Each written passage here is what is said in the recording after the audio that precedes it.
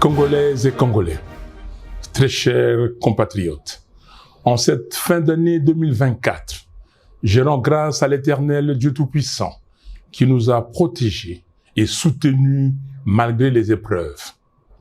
Malheureusement, beaucoup de nos compatriotes nous ont quittés à cause de la maladie, des accidents, de la pauvreté ou encore des violences causées par les groupes armés, notamment les supplétifs de l'armée rwandaise, appelée M23, et certaines milices exploitant nos richesses naturelles. À ceux qui pleurent leurs proches, à ceux qui portent dans leur chair et leur esprit les stigmates de ces violences, et à tous ceux qui luttent pour survivre face à la mauvaise gouvernance et à la prédation de nos ressources naturelles, j'exprime ma profonde compassion. Que Dieu se souvienne de chacun d'eux et répande sa miséricorde sur tout notre peuple. Je rends un hommage émouvant à mon directeur de cabinet, Jean-Claude Mwalimou Solo Sabiti, que Dieu a rappelé à lui le 23 octobre dernier. Mes très chers compatriotes, notre pays traverse une période sombre, marquée par un désordre savamment orchestré depuis les hold-up électoraux de 2018, suivi par les simulacres d'élections de 2023. Toutes les contrées du pays sont en proie à un recul social. La situation désastreuse du Grand Kasaï, courageusement décrite par les gouverneurs du Kasaï central, l'archevêque de Kananga et l'évêque de Mweneditu, illustre la détresse de notre pays tout entier et une absence de vision qui conduit les pays lentement mais sûrement vers un suicide collectif. Le bilan est accablant. Ce n'est pas une opinion, c'est un constat qui s'impose. La corruption et les vols gangrènent nos institutions. Les défis de la RDC sont multiples et requièrent une mobilisation méthodique des ressources de l'État. Hélas, des milliards de dollars sont détournés à travers des projets fictifs et des contrats léonins. Les ressources du peuple sont dilapidées et les faits de corruption sont tellement légion que beaucoup ne s'en émeuvent plus. Le banditisme d'État d'une minorité prédatrice et les trains de vie surréalistes des institutions doivent interpeller chaque Congolais. Il s'agit là de votre argent, gagné à la sueur de votre fonds. Indignez-vous.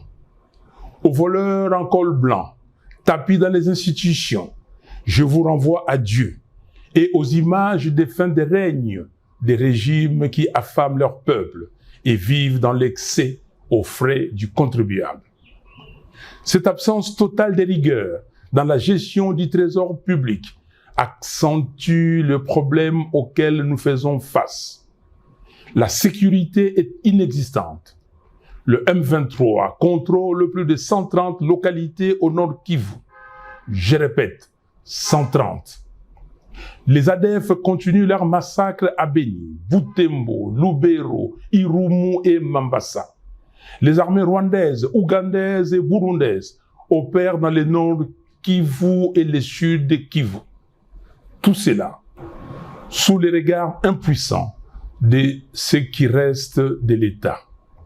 Les groupes armés de tous bords sévissent à Ituri. Les Mobundo dérangent la quiétude des citoyens dans les grands Bandundu, à l'est de Kinshasa et dans une partie du Congo central. Le pays compte aujourd'hui plus de 8 millions de déplacés internes. Une telle situation devrait mobiliser l'attention de n'importe quel gouvernement avec un minimum de sérieux. Chez nous, le sujet est traité avec une légèreté déconcertante et le champagne coule à flot au sommet d'un État failli et faible. Notre armée est abandonnée. Après 6 ans au pouvoir, le régime n'a pas réussi à doter les pays d'une force militaire capable de défendre notre souveraineté. Nos soldats, courageux, mais sous-équipés, affrontent des forces ennemies bien armées. L'argent dilapidé à Kinshasa à lui seul pourrait changer les rapports des forces sur le terrain. La diplomatie est défaillante face aux manœuvres de Paul Kagame et à ses accusations mensongères contre notre pays. Le gouvernement brille par son absence de stratégie et d'action de dissuasion concrètes. Nous sommes réduits à des slaves lyriques qui frisent la comédie et dénoncent un manque de sérieux qui rassure l'ennemi sur les faibles capacités intellectuelles de son adversaire. Aujourd'hui, la faiblesse diplomatique de la RDC a réussi à ancrer dans l'opinion internationale l'idée selon laquelle les FDLR seraient une responsabilité congolaise. Pourquoi le gouvernement congolais ne demande-t-il pas à M. Kagame de discuter avec les FDLR et de neutraliser le M23? Là où ça blesse, c'est qu'en pareille circonstance, il paraît évident que tout leader censé chercherait un temps soit peu à tisser les liens entre citoyens et favoriser la cohésion nationale. Mais non. Les tribalismes primaires du régime divisent notre nation. Nous observons un repli identitaire au sommet de l'État, avec une opposition constante entre les frères dits de sang et les autres compatriotes. Une seule tribu bénéficie de nominations privilégiées dans les postes étatiques.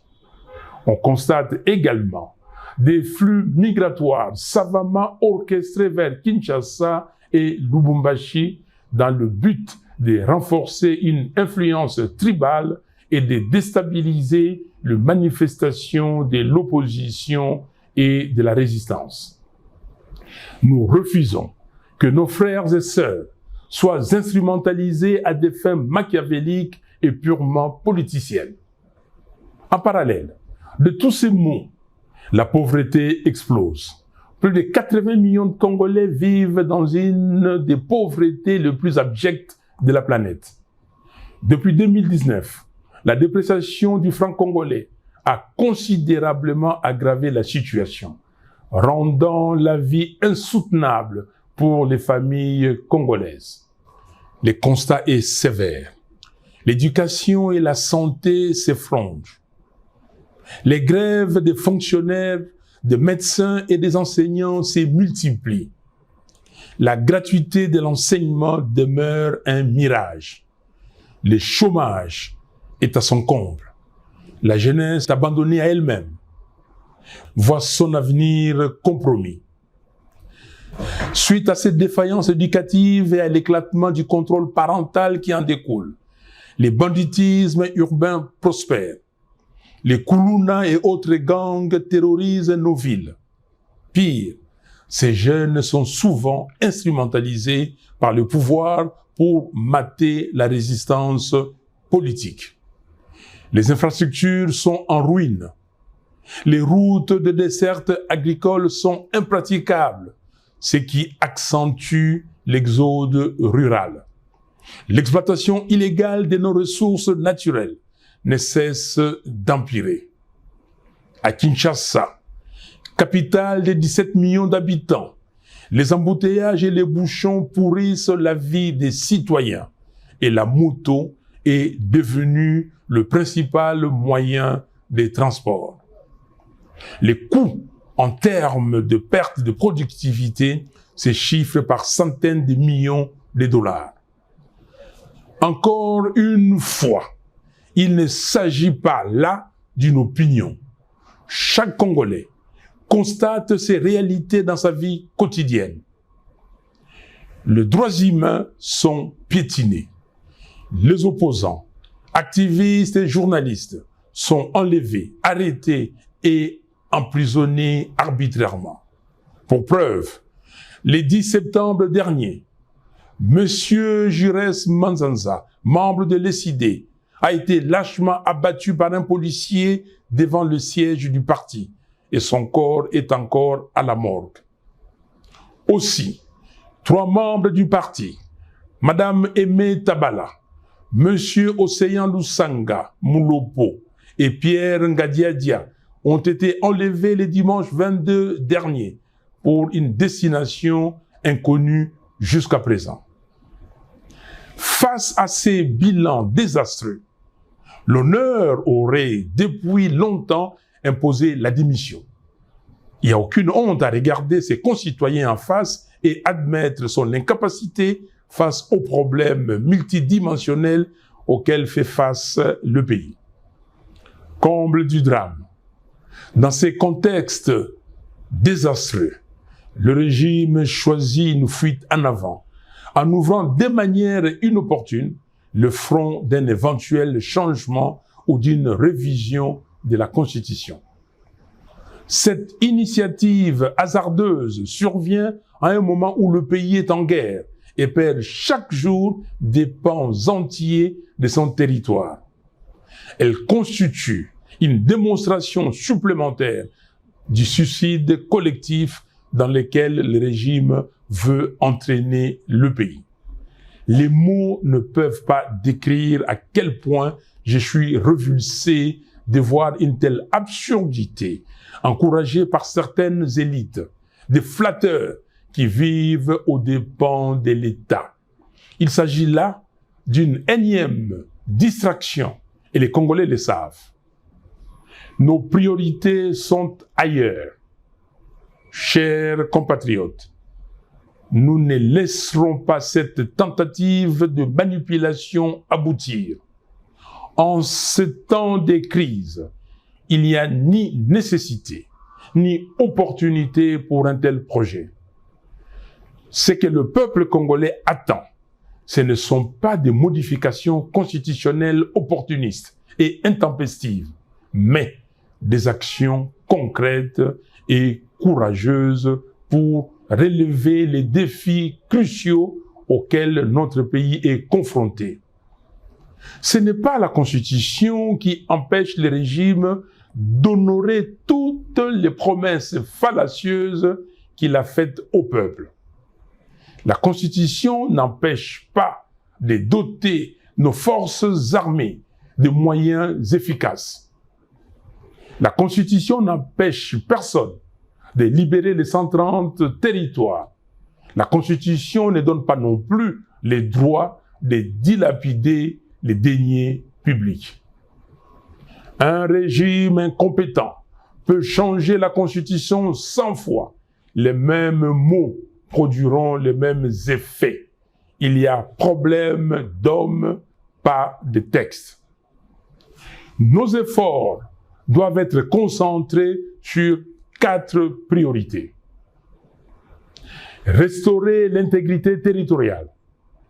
Mettre un terme à la guerre menée par le M23 et les forces étrangères afin de libérer nos terres et de restaurer la souveraineté nationale. Mettre fin à la prédation des ressources publiques. Réduire les trains de vie excessifs des institutions et mobiliser les fonds nécessaires pour renforcer notre armée, financer des infrastructures essentielles et améliorer les conditions de vie des Congolais. Construire un véritable état des droits, garantir le respect des droits humains, la justice et l'équité pour tous.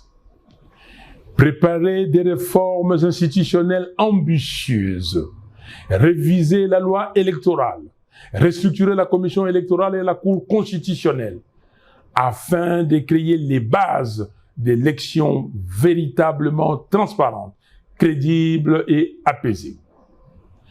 Voilà pourquoi, chers compatriotes, je réitère mon appel à nos pères spirituels pour réunir, dans le cadre du processus de Kinshasa, toutes les parties prenantes autour du thème « Vérité, réconciliation, cohésion nationale » afin d'œuvrer pour un Congo libre, fort, digne et prospère. Nous appelons la SADC, l'Union africaine et les Nations unies à soutenir le processus de Kinshasa pour faire avancer celui de Luanda. J'exige la libération de Jamal Kabound, Seth Kikouni, Mike Mukebai, Jackie Ndala, du député provincial Alain Siwako, du député honoraire Jean-Paul Ngangondi, des militants pro-démocratie, Delgate Idengo, Mwamicho Ndungo King, Fiston Isambiro, Jimmy Nziali, Zarko Sefo, des 3 membres de l'ESID et de tous les autres prisonniers d'opinion. Le régime doit cesser les intimidations et les arrestations arbitraires. Peuple congolais, comme en janvier 2015, mobilisons-nous pour dire non au changement de la Constitution, non à la présidence à vie en RDC. Je demande instamment à M. Félix Tshisekedi de cesser le mensonge, la manipulation et la démagogie. Congolaises et Congolais, très chers compatriotes, en ce 30 décembre 2024, je tiens à vous adresser mes vœux le plus sincères de paix, de bonheur et de prospérité pour l'année 2025. Que Dieu bénisse chacun de vous, qu'il illumine le Congo de sa lumière pour que nous retrouvions enfin la paix, la sécurité et la dignité. Soyons unis et déterminés pour relever notre pays. Que Dieu bénisse la République démocratique du Congo et son vaillant peuple. Je vous remercie.